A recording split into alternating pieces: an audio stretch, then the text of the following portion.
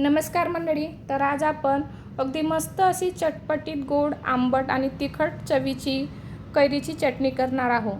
तर video skip न करता व्हिडिओ शेवटपर्यंत बघा. आवडल्यास लाईक करा, शेअर करा, चॅनलवर नवीन असाल तर सबस्क्राईब करा.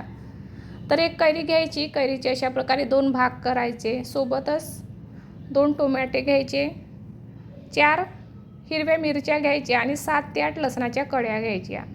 आणि मी इथं पुन्हा काही कैरीचे तुकडे उरले होते ते सुद्धा घालून घेतले. अगदी पडीभर तेल घालायचं आणि हे सर्व मिश्रण फक्त 5 ते 6 मिनिटासाठी आपल्याला शिजवून घ्यायचे आहे, छान वाफवून घ्यायची आहे.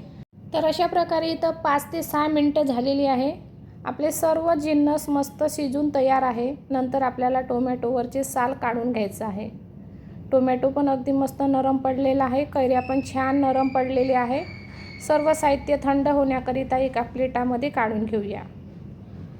तर अशा प्रकारे इथं मी सर्व साहित्य प्लेटामध्ये काढून घेतलं आणि थंड होण्याकरिता साईडला ठेवून देऊया. चला तर मग सर्व साहित्य छान थंड झालं. थंड झालेल्या कैरीचा आपल्याला अशा प्रकारे चमचेच्या साहाय्याने गर काढून घ्यायचं आहे आणि नंतर सर्व साहित्य आपल्याला मिक्सरला बारीक करून घ्यायचं आहे. जर तुम्हाला मिक्सरला बारीक करायचं नसेल तर तुम्ही खलबत्त्यातसुद्धा बारीक करू शकता. खलबत्त्यात केलेली चटणीसुद्धा अप्रतिम लागतो. तर इथं आपल्याला मिक्सरला हे खूप असं बारीक करायचं नाही आहे, फक्त दरदर असं वाटण करायचं आहे. चला तर मग इथं तडक्याची तयारी करूया. जर तुम्ही ह्या चटणीला तडका नाही दिलं तरी खायला अप्रतिम लागतो, पण मी इथं अगदी हलका तडका देणार आहे. तर तडक्यासाठी आपल्याला अगदी पळीभर तेल घ्यायचं आहे. अर्धा चम्मच जिरं, अर्धा चम्मच मोहरी, खूप सारा असा कढीपत्ता आणि एक बारीक चिरलेला कांदा. अगदी 2 मिनिटं आपल्याला परतून घ्यायचं आहे. खूप जास्त प्रमाणात परतायचं नाही आहे. आणि नंतर आपल्याला यामध्ये काही आपले बेसिक मसाले घालायचे आहे. तर त्यामध्ये अर्धा चम्मच हळद, अर्धा चम्मच गरम मसाला आणि अगदी चिमूटभर मी तिखट घालत आहे, कारण आपण इथं मिरचीचा वापर केलेला आहे.